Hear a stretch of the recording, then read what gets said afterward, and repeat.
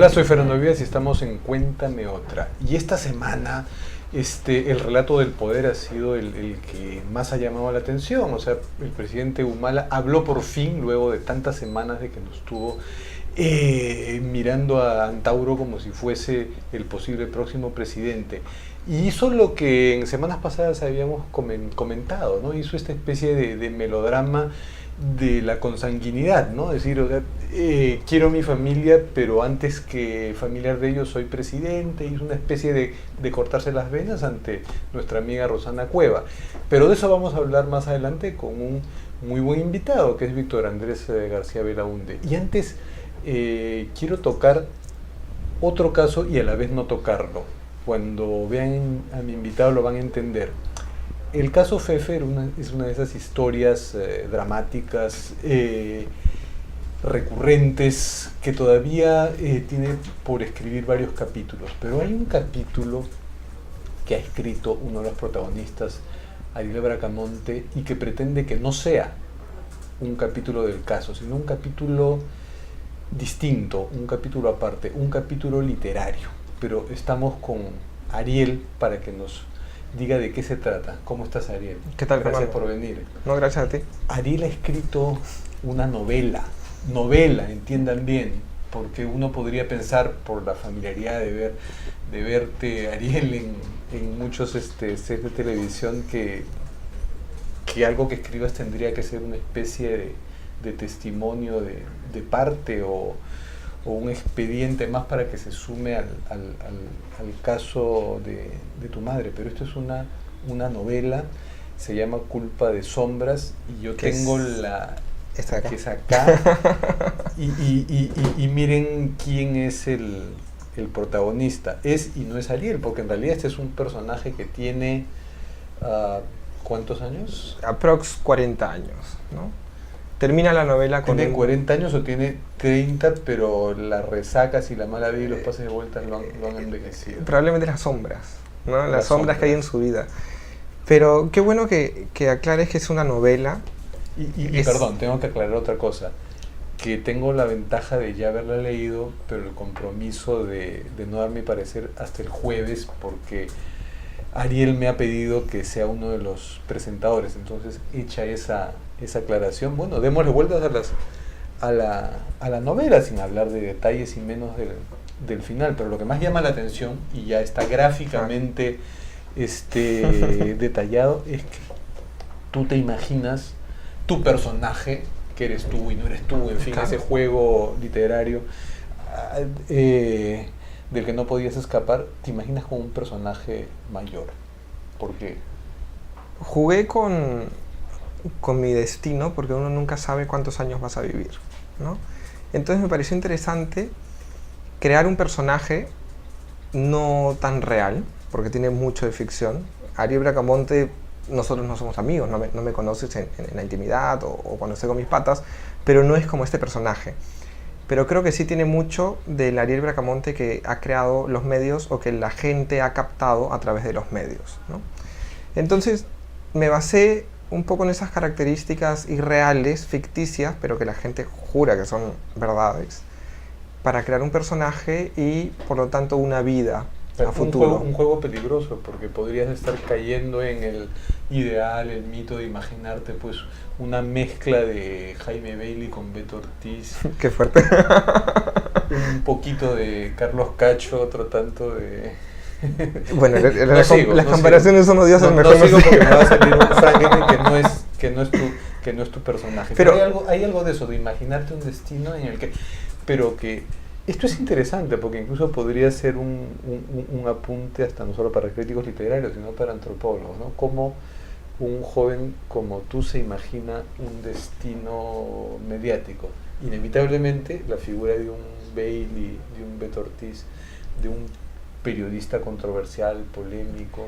ojo, no es un periodista tan...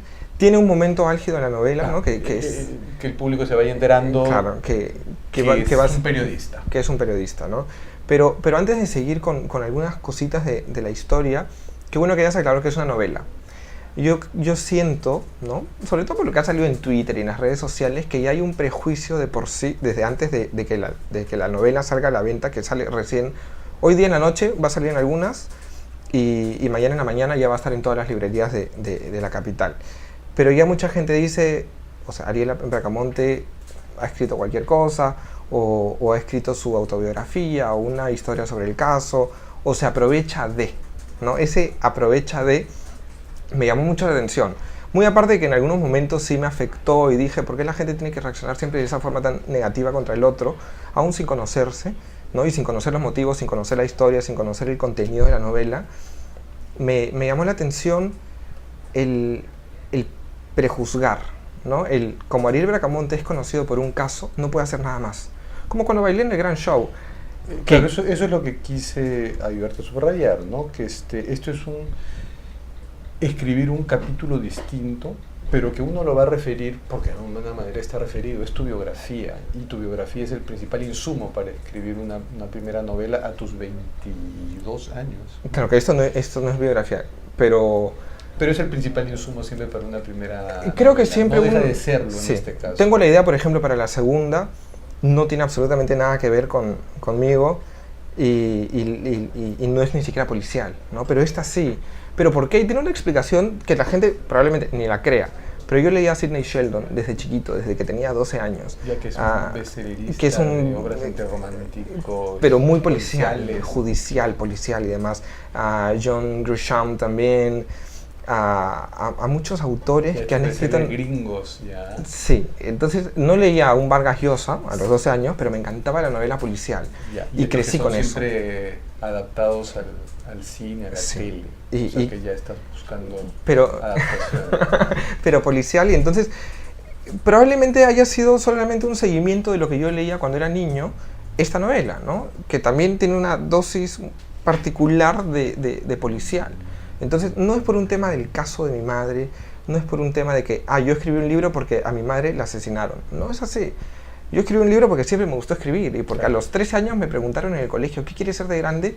Y yo solté, quiero ser escritor. Y después no lo pensé más, hasta muchos años después, cuando empecé periodismo, comencé a escribir mucho más, y de pronto la editorial Mesa Redonda me llamó, claro, y te te cuenta que la única manera de cobrar lo que uno escribe era ser periodista. Probablemente. Que tanto no se gana tampoco. Pero no deja de haber referencias, por supuesto, al caso. Mínimas, está casi pocas líneas se encontrarán. Es un caso policial, ¿no? En el que sí hay un asesinato, pero que no es el caso policial de mi madre, ¿no? No es el caso real, ¿no? Incluso las víctimas son dos. Una muere y la otra habrá que leerlo, ¿no? Pero no es autobiográfico, no es el caso Pfeffer, no es un tema de lucrar con la muerte de mi madre, porque incluso, tú has escrito un libro, sabemos muy bien que en este país los tirajes no son de 1 millón de libros. Esto no es un bestseller a lo Sidney Sheldon. El tiraje será de 3.000 el inicial, con suerte logrará una segunda edición, y sabemos que el autor gana un porcentaje mínimo. Entonces yo lo hice esto como un tema para mi carrera, para yo sentirme bien. Sí, es una especie de ritual de iniciación o de consagración, y que me ha hecho hacer la novela. Feliz. Estoy feliz con el producto. Siento que he dado un poco más de lo que yo pude haber imaginado. Tenía mucho temor al comienzo porque dije, es mi primera novela, tengo ya el prejuicio de... ¿No sientes o no te han dicho, y si no te han dicho, te lo digo, que te estás apurando mucho? ¿Que estás por momentos corriendo demasiado? Tienes 22 años. Y ya escribí un libro, ¿no? Pero lo pensé... No digo que no lo escribes, no buscas escribirlo, sino que podrías hacerlo tal vez con más calma, mesuración, ponderación. O con más experiencia, o con más cursos de... Con más furia, rabia, ira y todo, y sentimiento dentro de unas temporadas. El problema es que yo, lamentablemente, y gran parte de culpa es mía, yo soy muy mediático y me he ganado, lamentablemente, un nombre, un estigma por el caso de mi madre. Haga lo que haga, yo sé que siempre me van a atar, pero sí siento una necesidad de hacer otras cosas que rompan con ese esquema tan parametrado del caso Pfeffer, Ariel Bracamonte, Bracamonte, Miriam Pfeffer y demás, ¿no? Sangre, juicio, policías y todo lo que implica el caso de mi madre, porque estoy harto. Porque realmente son 6 años y la gente jura que uno tiene que vivir condenado a cargar una mochila tan pesada como es un caso judicial. Entonces, la gente, por ejemplo, no entendía por qué yo salí en el gran show. Ni siquiera yo lo entiendo ahora. Eso fue otro intento. Pero ese fue otro intento de tratar de sacarme de alguna forma del caso Pfeffer, porque es muy difícil. Pero te metiste en camisa 11 varas porque el gran show lo que quería era que no se olvide que tú estabas ahí, por esa referencia. Yo firmé un contrato antes, el contrato se rompió, se fue al diablo, al final el papelito no sirvió para nada. Esta es una aventura que tú vas a controlar. Esa es una aventura que espero yo poder controlar, que definitivamente es imposible ahora con la tecnología que hay, con el Twitter, con las opiniones, incluso que ya te prejuzgan antes de leer incluso el material, o decir, Ariel Bracamonte, como es un personaje más mediático, ha sacado su libro como Carlos Cacho lo va a sacar, o como lo sacó tal o cual que salió de la cárcel, ¿no? No es así. Yo creo que la gente no conoce al Ariel Bracamonte, que quedó, por ejemplo, no es modestia aparte, porque yo de hipócrita no tengo nada, y creo que tú lo sabes, quedé primero en el colegio, tuve mi medalla de oro en la Ricci cuando estudiaba arquitectura, era de los primeros puestos, daba discursos cada ciclo, estudié 2 años, en la UPC estoy tercer puesto. Piquito de oro. Entonces me encanta estudiar, me encanta escribir y tengo todo el derecho del mundo de hacerlo. Tengo sí una fuerza en contra de la gente que dice se aprovecha de... Es doloroso que te digan se aprovecha el caso de tu madre. En asumirlo de la manera más sana posible. Bueno, aprovecho esta notoriedad accidental para hacer algo distinto y que ustedes lo juzgarán. ¿Y qué es lo que estoy haciendo? En lugar de pelearte con ese, ese prejuicio, de pronto ya recógelo, y devuélvelo. Tengo un carácter demasiado complicado. A veces pienso como tú, ¿no? A veces digo, bueno, así muy práctico. fresh, ¿no? Que digan lo que digan, yo igual estoy contento, esto me va a servir en el futuro, probablemente en 10 años la gente ya ni se acuerda del caso Pfeffer, habrá otro caso Pfeffer y yo ya tendré mi libro y tendré otro y tal vez tendré 10 y tal vez no escriba otro más, no sé, pero ya voy a haber conseguido esto que a mí me ha encantado. Como experiencia ha sido fabulosa, me ha permitido incluso respirar en muchos momentos de rigidez, ¿no? En el caso de mi madre, de momentos difíciles. Y estoy muy agradecido con la oportunidad. ¿Empezaste a escribir el libro porque tenías una idea o primero hubo la idea de quiero hacer un libro y después buscaste el tema? Mi historia fue un poco distinta a la de cualquier escritor. Tuve suerte, ¿no? Hay escritores geniales, incluso también de mi misma edad, que escriben cosas geniales y que nunca las publican porque no son mediáticos. A mí me llamó la editorial Mesa Redonda y me dijo, he leído tu blog, tengo un blog desde el 2010 que tiene, gracias a Dios, bastantes seguidores, y les había gustado cómo escribía mis notas cortas, ¿no? Especies de artículos cortitos, a veces sobre mi vida, otras veces no, y me dijeron, creemos que tienes potencial para escribir una novela, prueba un mes. En un mes, si tú sientes y nosotros sentimos que puede funcionar, firmamos contrato. Pero no queremos que sea sobre el caso. Yo le dije, me parece perfecto, porque si me hubieras pedido lo contrario no hubiera aceptado, ¿no? Y así fue. Entonces pasé un primer mes mientras bailaba en el programa de Gisela. ¿Esto lo escribiste mientras bailaba? Estabas contracturado y vapuleado. Exacto. Y luego terminó el gran show, escribí con muchas más ganas, con mucho más tiempo, 6, 7 horas al día. La diferencia es que ahí eras un héroe y cuando escribías eras un soñador. Sí, el muchacho que sueña con hacer su primera novela. Pero es maravilloso, es lo maravilloso de la vida, ¿no? Que puedes estar en muchas facetas. ¿Y qué es lo que yo trato de que la gente entienda? Yo puedo ser Ariel Bracamonte Pfeffer, el hijo de Miriam Pfeffer, con mucho orgullo y con mucho amor. Pero también puedo ser Ariel Bracamonte, el estudiante de periodismo que escribe una novela y que quiere seguir adelante. Tratan de atarte siempre, ¿no? Tratan de ponerte la traba, de no sigas. Tal vez eso no lo sepan muchos, que estás estudiando periodismo. Estudio periodismo, sí.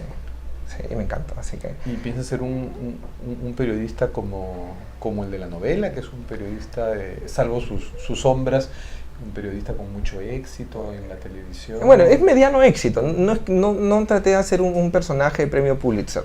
No me interesó.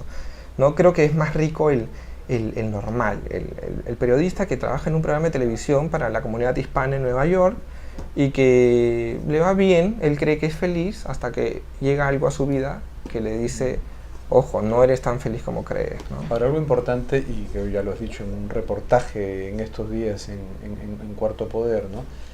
No es tu vida, pero hay equivalencias con tu vida. ¿Cómo le pasa a cualquier escritor, Sí. incluso en su novela enésima? Y no solo al escritor, perdona que te corte, pero incluso al artista que pinta un Ah, sí, por supuesto. cuadro. Siempre algo de A tu todos, a alma todos. se plasma. Y hay un personaje muy fuerte en la novela, que es el de tu vecina, Sí. pero que uno no puede dejar de ver a un personaje materno y en tu caso concreto, a tu madre. Hay una Que- proyección ahí de tu madre. Que también hay una Tremenda. madre del personaje en la novela, ¿no? Sí, pero apenas Pero referida. tú sabes que este personaje sí existe. Que yo creo que es la Que es tu dosis, vecina de verdad. que es mi vecina de verdad y que tiene 62 años. Y que somos patazas, somos Que es más o amiguísimos. menos la edad que tendría tu mamá. Que no, mi madre tendría ahorita 56, ¿no? Y bueno, relativamente cerca, ¿no? Y hay esa relación maternal, pero también amical y a veces incluso paternal de mi parte. Es una relación muy interesante. Uy, pero creo que ya me estoy adelantando, ¿no? Pero algo que pasa con esta amiga tiene un peso dramático tremendo. Sí. Que Y yo creo que uno no lo entiende si no conoce algo de tu vida. probablemente, Y todos conocemos algo de tu vida. probablemente, sí, ¿no? Se toca también una muerte en la novela y es algo que a mí me ha marcado mucho. Entonces, probablemente sí yo sentí la necesidad de en mi primera novela hablar sobre el tema, pero no por un tema de lucro o un tema negativo, ¿no? Esto es en buena onda. Yo lo he escrito con una buena onda y hay un mensaje muy interesante y va muy relacionado al título, ¿no? Culpa de sombras. Te pueden pasar mil y un cosas, puedes tener mil y un sombras en tu pasado, pero eso no determina tu infelicidad. Uno es el propio director de orquesta en la vida. Un poco ¿no? críptico. Entonces, si piensas que el resto tiene la culpa, ¿no? Fernando Vivas criticó mi libro y lo hizo miércoles, el día jueves de la presentación. ¡Ay, soy infeliz! No, sigue adelante, escribe otro, mejora, utiliza la crítica para aprender y mejorarlo. Entonces, eso no piensa el personaje. El personaje es la antítesis de lo que yo ya he aprendido a mis 22 años. Este sujeto a los 40 es un tarado. Pues, ¿no? A propósito de la presentación y para terminar, ¿cuándo y dónde es? La presentación es el jueves 29, es una presentación más para medios y para un grupo íntimo, pero el libro ya empieza a venderse desde mañana y aparte hay cierta información, también algunos datitos o las entrevistas, por ejemplo, como esta que la anexaré en mi página web que es www.arielbracamontefefer.com o en mi Twitter que es arielbfefer, que creo que lo está mostrando ahorita en el Twitter de la mula, o en mi Facebook, que hay 1001 Facebooks, pero el mío es Ariel Bracamontefefer, página oficial, entre paréntesis. Oye, muchas gracias, Ariel, y creo que hemos cumplido algo extraño. Primera entrevista a ti en que no se habla del caso Pfeffer. Y te lo agradezco, porque a veces es difícil separar. Es que es un capítulo que no quiere ser parte del caso, pero que luego de unos años, cuando veamos la historia, va a ser interesante ver cómo Vamos a ver si cómo se cumple, encaja. ¿no? Si la profecía se cumplió o no. Y si tengo esta cara. Muchas gracias, Ariel. Gracias a ti. Y hacemos una pausa y regresamos para hablar de los temas del día y de la semana con nuestro invitado Víctor Andrés García Belaunde, el popular Vitocho.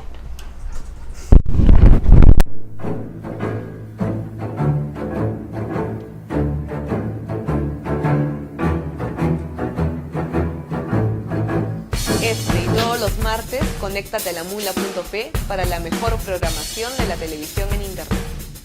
A las 7, El Mundo de las Tablas, sala llena con Eduardo Adriansen. A las 8, Internet en la actualidad, en código abierto con Jorge Bocio y Rolando Toledo. A las 9, Coyuntura y Sociedad, en Cuéntame Otra con Fernando Vivas. Y a las 10, La lucha por la diversidad sexual, conducta impropia con Gio Infante. Y solo por Mula TV.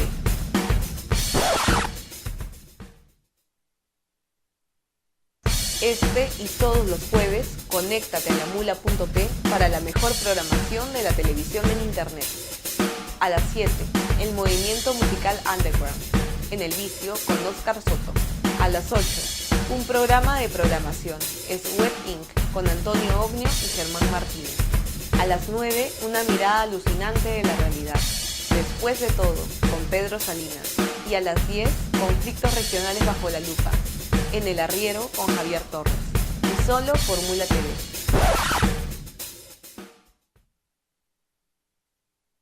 Este y todos los viernes, conéctate a la mula.p para la mejor programación de la televisión en internet.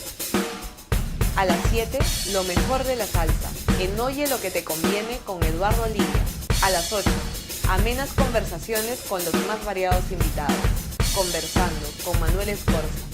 A las 9, un repaso a la semana en Pasando Revista, con José Alejandro Godoy. Y a las 10, nuestro programa deportivo Competencia, con Diego Sarro. Y solo por Mula TV.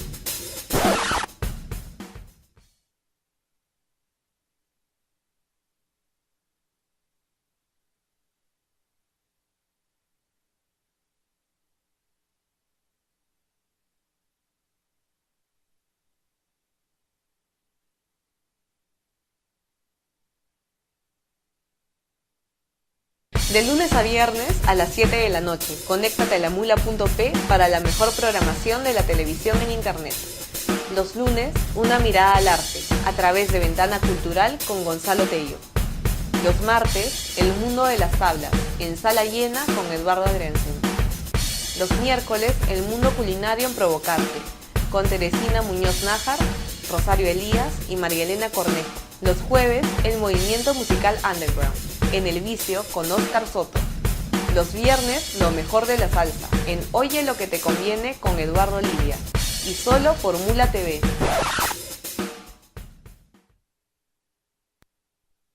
De lunes a viernes a las 8 de la noche, conéctate a la mula.p para la mejor programación de la televisión en internet. Los lunes, un repaso a la semana, en Pasando Revista, con José Alejandro Godoy. Los martes, Internet en la actualidad. Código Abierto, con Jorge Bocio y Rolando Toledo.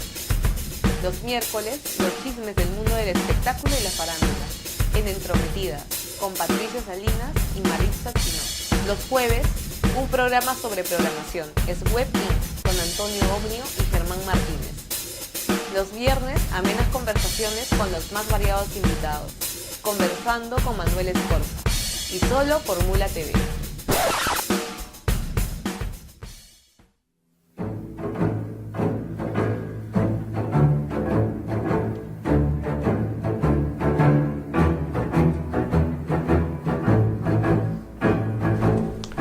¿Qué tal? Soy Fernando Vías y estamos de vuelta en Cuéntame Otra, y como les había anunciado, estamos con nuestro invitado Víctor Andrés García Belaúnde para hablar de los temas de la semana, y creo que el principal es las palabras del presidente Ollanta-Humala, que por fin habló tardíamente, en eso coincidiremos, sí, ¿no? Pero ¿te parece que fue suficiente lo que dijo? ¿Se quedó corto? A ver, el problema aquí es que necesitamos que el presidente hable porque los ministros no hablan. Nadie sabe quiénes son los ministros. Yo el otro día me encontré con una persona que me dijo: soy el ministro de Energía y Minas. Yo no sabía quién era. Me encontré con un ministro: no, yo soy de Trabajo. Pues hay un ministerio nuevo de Inclusión Social. Energía y Minas nada menos que es el que tiene que asegurar que Conga vaya. Así es, a que Conga vaya, y el lote de 88. O sea, realmente estamos ante... Yo me siento en Suiza, que las cosas marchan, pero nadie sabe quién gobierna. ¿Y en qué cantón está? Así es, en qué cantón y qué idioma hablamos. Pero ese es Suiza, o sea, es un gobierno que no se siente, y que en un país como los nuestros el gobierno tiene que dejarse sentir. Es un gobierno donde se requiere la palabra del presidente, porque las palabras de los ministros no valen o no hay. Y sin embargo hay expectativa por oírlo. La aprobación está bien para el estándar de aprobación peruana, que suele ser muy baja, ¿no? Claro. Mira, Alejandro Toledo ha tenido unas aprobaciones bajísimas. Al principio, y está creo que mejor que el promedio de Alan, incluso, ¿no? Así es. El promedio de Alan era muy bajo también. Bueno, Paniagua tampoco hablaba mucho y se fue con el promedio más alto de la historia del Perú, probablemente 92% cuando se fue. Pero claro, era un gobierno transitorio, un gobierno corto.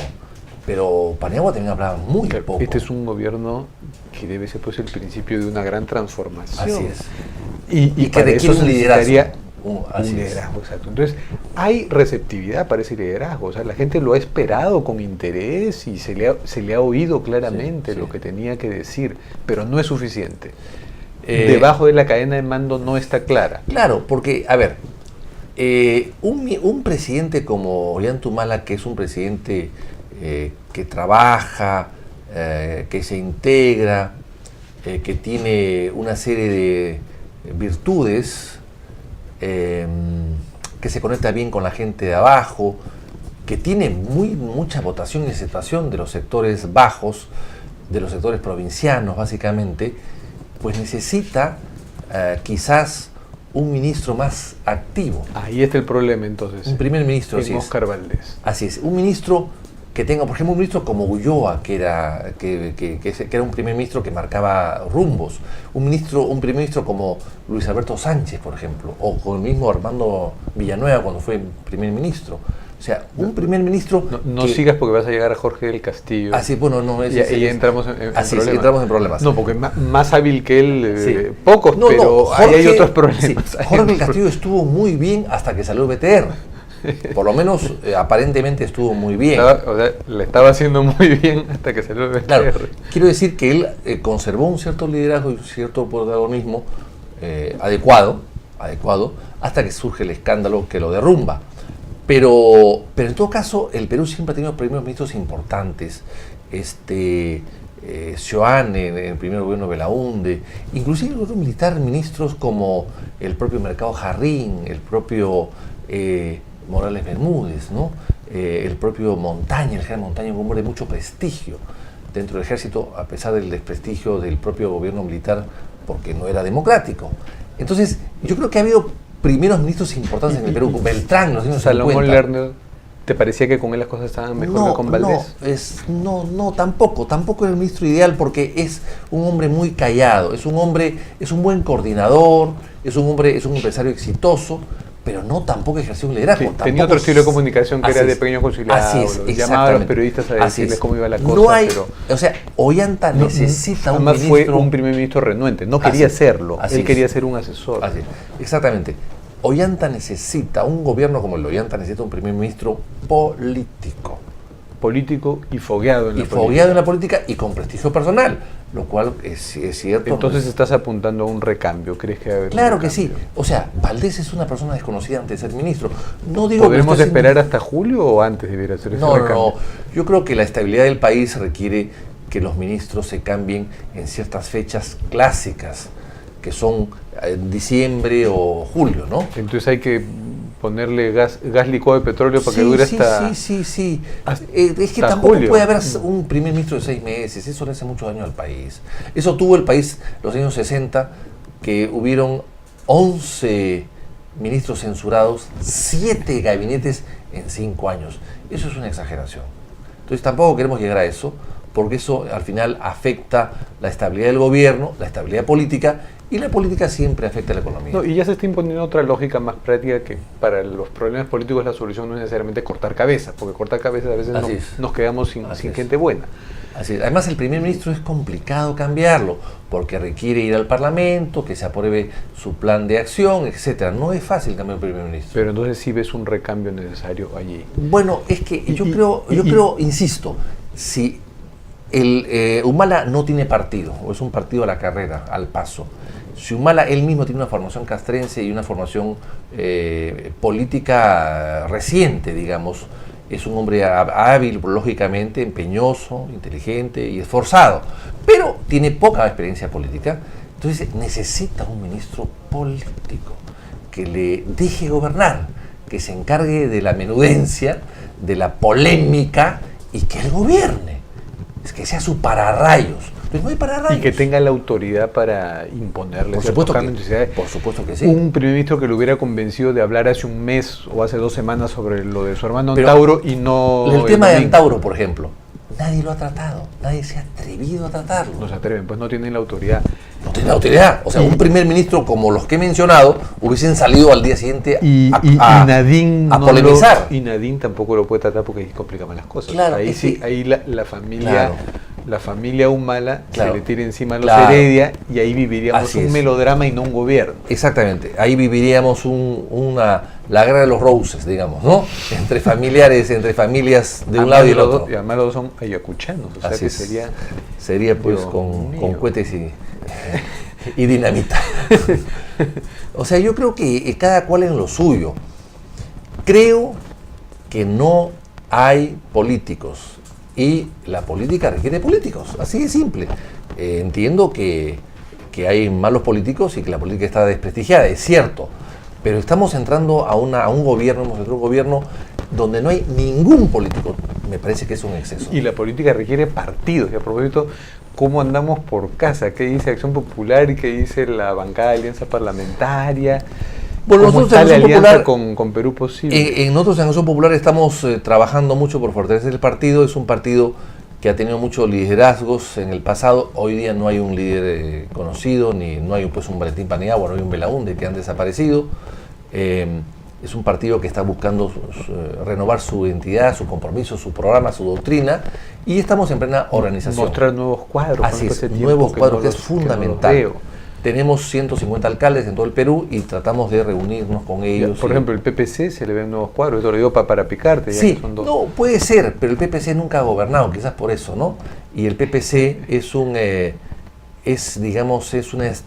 estrato social más elevado que el de Acción Popular, el origen de su gente, y quizás por eso destacan rápidamente más, ¿no? Están con Pero, tanto- por ejemplo, esta propuesta que hacen los Vargas Llosa, formar un partido liberal, podría... Sí, ahí, pero que no ha- pero ya servir ya a un hubo un partido gobierno. liberal en el Perú, Pero un liberal... ya hubo, que era el Partido Libertad, y fracasó. Sí, pues. Fue una novela, acabó siendo una novela.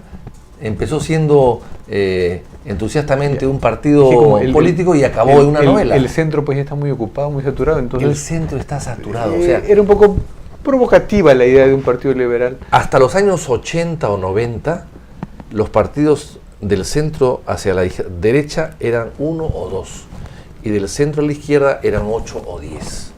O 10 al revés. Por eso es que Humala ha ganado. Los partidos de centro a la izquierda estaba Humala solo. En cambio, del centro a la derecha estaban Castañeda, Toledo, Kuczynski, Keiko, etc.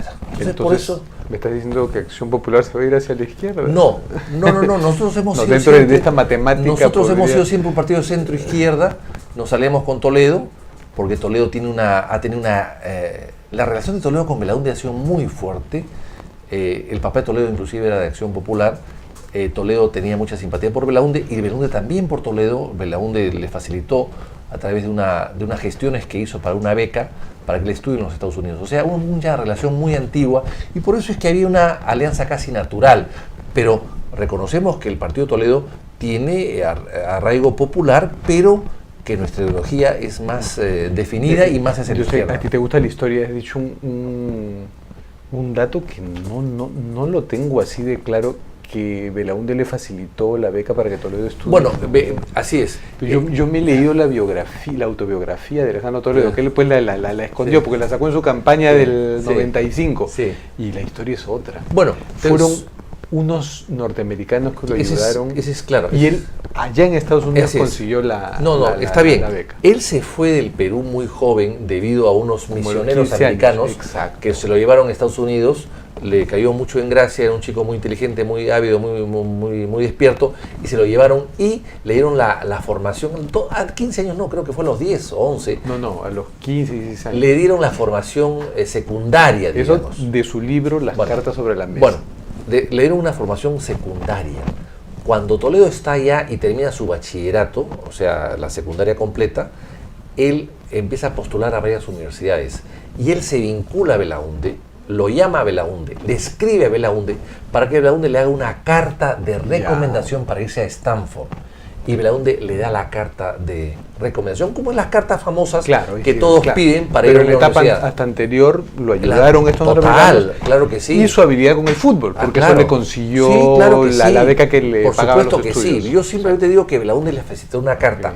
Y tan agradecido o tan importante fue la carta, claro, la carta de un expresidente del Perú, no solamente eso, sino de un profesor de más de 30 universidades americanas, entre ellas de Stanford. Belaúnde enseñó en Stanford. Belaúnde en el exilio enseñó a más de 30 universidades, o sea, era una persona ampliamente conocida. Claro, no, valga la precisión histórica porque sí es totalmente cierto y tan es que así, luego para Toledo sí, Belaúnde es su político de referencia porque un aprista no iba a ser, así, y Velasco tampoco. Y Belaúnde le tenía una gran simpatía. Entonces cuando cuando Belaúnde llega a Stanford a dictar unas conferencias, Toledo va al aeropuerto a recogerlo en el automóvil y lo lleva a la universidad y lo atiende en la universidad. Todo eso Toledo se lo ha recordado a Belaúnde en algún momento.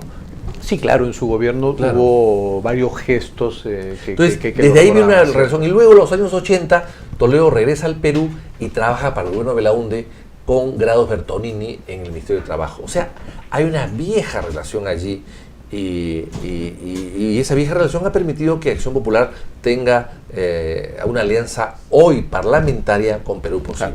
Valga esta previsión histórica para luego volver con los temas del día luego del siguiente corte.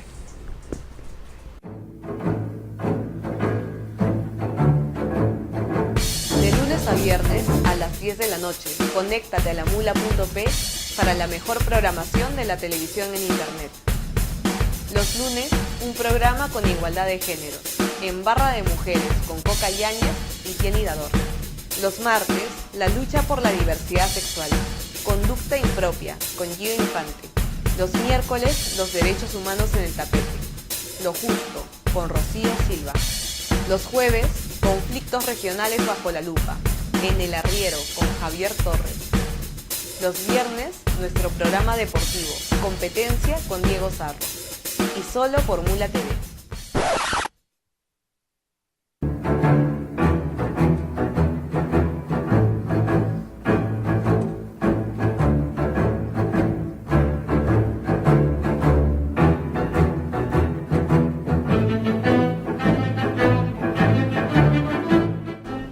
Estamos nuevamente de vuelta en Cuéntame Otra con Víctor Andrés García Belaúnde y habíamos remontado la historia para las relaciones del expresidente Belaúnde con Alejandro Toledo, porque Víctor Andrés, más tú fuiste en el segundo gobierno de tu tío. Así es.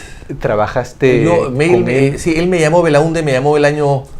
la misma noche de las elecciones del 18 de mayo del 80, él me llama para que sea su secretario privado y después me nombra secretario del Consejo de Ministros y estuve con él 5 años. Y valga ese recuerdo porque eso te permitió estar al tanto de la génesis de un serio problema en Latinoamérica que ahora se ha reactualizado, que es el de la guerra de las Malvinas, y que ahora estamos metidos nosotros es verdad. de sopetón, y por, creo yo que se puede decir una metida de pata de la Cancillería en medio de este lío. Bueno, efectivamente. ¿Qué opina de eso? ¿Ya se está desinflando? Sí, por eso digo, a mí me han invitado para dar una conferencia sobre la posición peruana en las Malvinas el 12 de abril próximo en Buenos Aires. Así que estoy invitado oficialmente. Voy a dar la conferencia en el Palacio San Martín, que es sede de la Cancillería, o sea, ante diplomáticos argentinos y latinoamericanos. Pues bien, a mí fue un honor trabajar con Belaúnde 5 años y conocí mucho de cerca. Estaba yo cerca de Belaúnde y al lado de Belaúnde cuando hablaba con Galtieri, el general Galtieri, presidente de la República Argentina, sobre el tema de paz, que Belaúnde consiguió, y este tonto de Galtieri dijo, lo voy a consultar, déjeme 24 horas. Y claro, y en 24 horas... Estás hablando de las gestiones para lograr la paz en las Malvinas, el año 82. ¿Y qué tenía que ceder cada parte era muy en esa sencillo. propuesta? La propuesta de Belaúnde era muy sencilla. Primero, desalojo de las Malvinas, tanto de Inglaterra como la Argentina, lo cual era un triunfo sacar a los ingleses después de 150 años. Los argentinos saldrían después de 30 días, pero los ingleses salían después de 150 años. En segundo lugar, era el cese de hostilidades, por supuesto. En tercer lugar, era nombramiento de una comisión que iba a ocupar y administrar las Malvinas durante un tiempo determinado. ¿Una comisión mixta? No, de 4 países. De cuatro países. Garantes. El Perú era uno de ellos.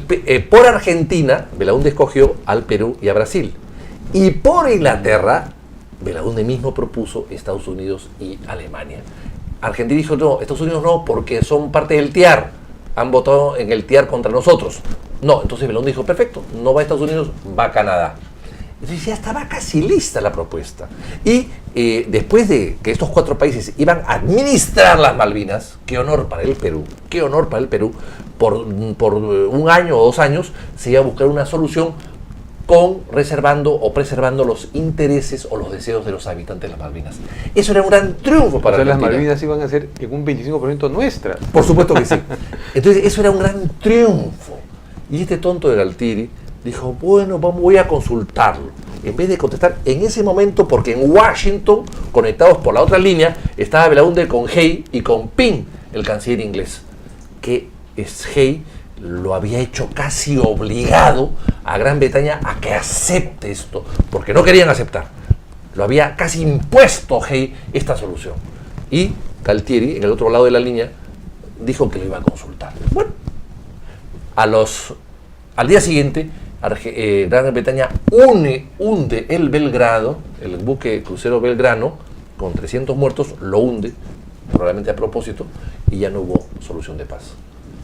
Qué torpes los argentinos. Tuvieron la gran posibilidad, pero se perdió del lado británico tampoco había ánimo de paz, ¿no? Bueno, pero ya firmando el acuerdo. Una cita más frívola, pero de acuerdo. Margaret Thatcher en la película, en la versión de la película reciente con Meryl Streep, llega uno de sus asistentes y le dice, el presidente Belaúnde de Perú y Nixon estaban en Reagan, perdón, están con propuestas de paz, y ya despectivamente dice no. Bueno, pero había aceptado. O sea, lo curioso del caso es que el Margaret Thatcher y Reagan habían conversado y habían aceptado la propuesta de Belaúnde. Claro, a regañadientes, es cierto, pero la había aceptado. Solamente tenía que aceptarla Galtieri, y este tonto no la aceptó. Ese es el problema. Y lógicamente, al no aceptarla inmediatamente y al postergar la respuesta, Gran Bretaña aprovechó la postergación de la propuesta para hundir el Belgrano y tirar al tacho toda la propuesta de paz. Así fue. O sea que Belaúnde lo logró. Galtieri lo desaprovechó. Ahora la solución tendría que ser otra. Claro. Ya hay experiencias que hablan de la autodeterminación de los pueblos. Pero no se puede autodeterminar un pueblo de 2.800 habitantes, que son todos ingleses, llevados por los ingleses, y que con pasaporte inglés. Bueno, con pasaporte inglés, ahí no puede haber autodeterminación para pueblos que ya están determinados a pero, ser ingleses. por ejemplo, Chile, que en este tema ha tenido una salida más elegante que la peruana, ha dicho eso, ¿no? Porque la bendita fragata esta Monrose también iba a pasar por Chile. Los chilenos dijeron que no, y sugirieron que estaban interesados en una salida por ahí de la libre determinación de ese pueblo, de las Malvinas. ¿No hubiera sido eso una propuesta más inteligente y elegante? Bueno, es que el Perú, lamentablemente la Cancillería ha manejado las cosas muy mal. El año 82, el Perú estaba con Argentina y lo apoyó con armas, inclusive con 10 aviones Mirage y con una serie de armamentos y de cohetes y de Exocet y de torpedos, etc. Había un total apoyo por la paz y luego por la guerra. Chile estaba totalmente en contra de Argentina, recusaba la actitud de Argentina y dio apoyo logístico a Inglaterra para combatir en las Malvinas. Tan es así que Margaret Thatcher, no sale en la película, cuando Pinochet cae arrestado en Chile, va a visitarlo y en la salida declara que ese hombre que está dentro le facilitó mucho el triunfo de Inglaterra. Claro, es un amigo de guerra, por eso lo protegió. Pues. Así es. Entonces, hoy día la cosa ha cambiado. Hoy día parecería que Chile está cambiando de parecer y está pensando en que acercarse a Argentina. El Perú no puede ser tonto de perder la posibilidad de que, habiendo estado muy cerca, ahora se aleje por una fragata. Y Chile ahora se acerque por la misma fragata. Yo creo que son cosas que no se pueden aceptar. Hay que recordar que Pinochet declaró el año 82 a Enders, Tomás Enders, un subsecretario de Estado para los asuntos latinoamericanos, que él estaba en contra de Argentina y además él recusaba el apoyo del Perú a Argentina, que fue un apoyo total, con armas y todo lo demás, como ya lo dije, pero también el apoyo, digamos, emocional y y simplemente de buena fe de Bolivia, porque decía, otra vez se va a producir acá el eje Lima, La Paz, Buenos Aires contra Chile, como fue hace 100 años en la Guerra del Pacífico. Pues, y ahora, entonces eso hay que cambiarlo, cuidado que hay que cambiarlo. ¿Ha asumido el error de la Cancillería? ¿Crees que es motivo de interpelación? No, es un error y punto. El error no es haberle dicho no a los ingleses, ese no es el error. Más interpelar a la Cancillería por el manejo de la política exterior debilita mucho. Debilita la política exterior, país. debilita al país. O sea, el canciller, mal o bien, representa la política exterior peruana, representa la imagen del Perú en el extranjero. Tú no lo puedes interpelar. Pero esto debiera blindarlo, o sea, La Haya es un blindaje para el son buen Rafael Roncaglia. No, son dos cosas diferentes. El error no es decirle no a los ingleses, el error es decirle sí y luego no. Ese es el error. Pero decirle no está muy bien, pero está muy mal decirle sí y después no. Yo te invito a tu casa y en la puerta te desinvito. Eso no se puede hacer. Pero el error ya fue corregido. Pero ya fue corregido el error y además se han pedido las excusas respectivas. Pero de allí a censurar, porque la interpelación es con ánimo de censurar, no es con ánimo solamente de escucharlo, porque ya se le escuchó. Si se vale interpelar al ministro por un error de esta naturaleza, es darle la razón a Gran Bretaña, entregarle a Gran Bretaña en un plato de plata la cabeza de Roncagliolo y perjudicando nuestra relación con Argentina. Lo que me estás diciendo no solo es tu posición, es posición de la bancada, ¿lo han discutido? Sí, claro que sí, lo hemos discutido. Bueno, no lo hemos discutido con tanto tiempo como debería hacerse, pero en principio me parece, si mal no recuerdo, qué es la posición de la bancada. Yo no he estado en esa reunión que hubo hace 2 días atrás, pero estoy seguro que esa es la posición. En todo caso, eso es lo que yo creo y yo, estoy convencido de eso porque además conozco un poco el tema y porque además Acción Popular hemos sido gobierno. ¿Y en gobierno. eso coincides con tu hermano José? Claro, él inclusive es más generoso. Él cree que hay que pasar la página rápidamente. Bueno, él es diplomático. Él es diplomático. Mis coincidencias no tienen mucho que ver. O sea, a veces coincidimos y a veces no. El hecho de ser hermano no me obliga a mí a coincidir con él. Pero en este caso, mi coincidencia ha sido espontánea. No ha sido un acuerdo previo ni absoluto. No ha sido fraterna, sino espontánea. Así es. Y volviendo a los temas del día y de la semana, no se me quería pasar, está muy interesante esto que pasa, y como ejemplo, ya que hablábamos del problema de los partidos y tú me hablas de que Acción Popular está también buscando su renovación, ¿qué pasa con un partido como Chimpún Callao, lo que está sucediendo? Eso no es partido, en pues. el Callao. Eso no es partido. Se han juntado hombres tras un interés. Es un BTR político. Es un grupo de amigotes que se han juntado para poder gobernar el Callao. Pero ¿no? Lo que ha pasado ahora, porque se presume pues que un miembro de Chimpún Callao mandó chuponer a otro. Claro. Lo que pasa... Sotomayor, el alcalde, al presidente regional Moreno. Pero ahora Curi ha anunciado que separa a Sotomayor, porque Moreno se le estaba allí. Sí. Bueno, ahí lo que pasa es lo siguiente. Curi salió de la escena política y son los hijastros que quieren disputarse el botín. Eso es lo que está pasando. Es un tema de botín. A ver quién... Moreno quiere repetir su reelección en la región Callao. Sotomayor quiere ser electo presidente de la región. Omar Marcos, creo que es de Ventanilla, quiere ir a la alcaldía todos son del mismo grupo político. Todos son del mismo grupo político, pero como no es un grupo político y el jefe se fue de vacaciones, el gerente se fue de vacaciones. La ideología, si es que la así hubo. Es, y no hay ideología, hay intereses.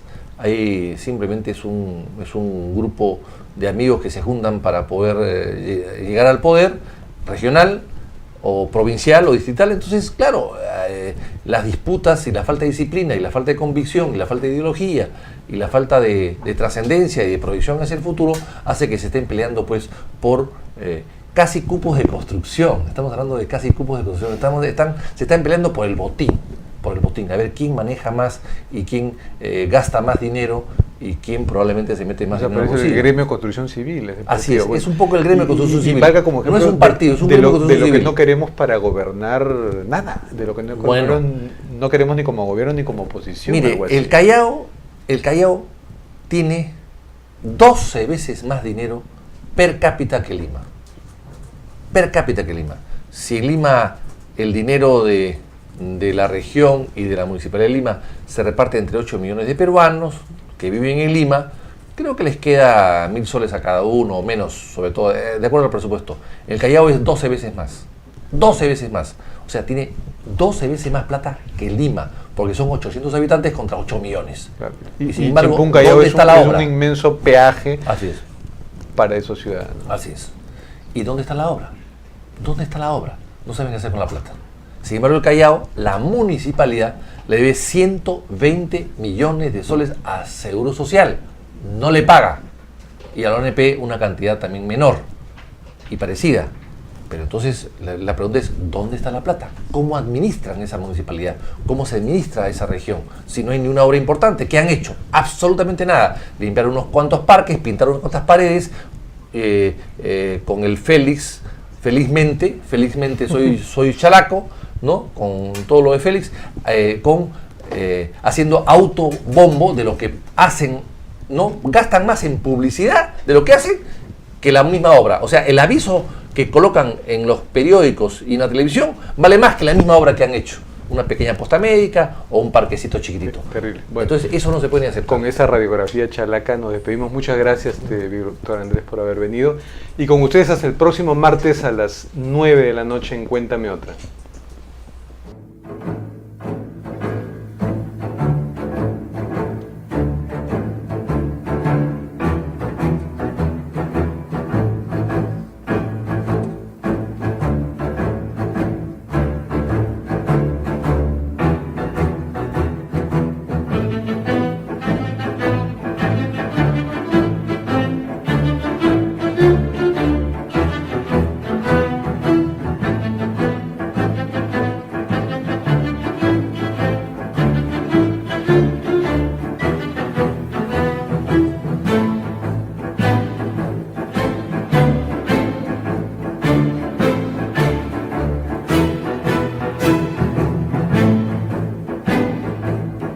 Este y todos los lunes, conéctate a la mula.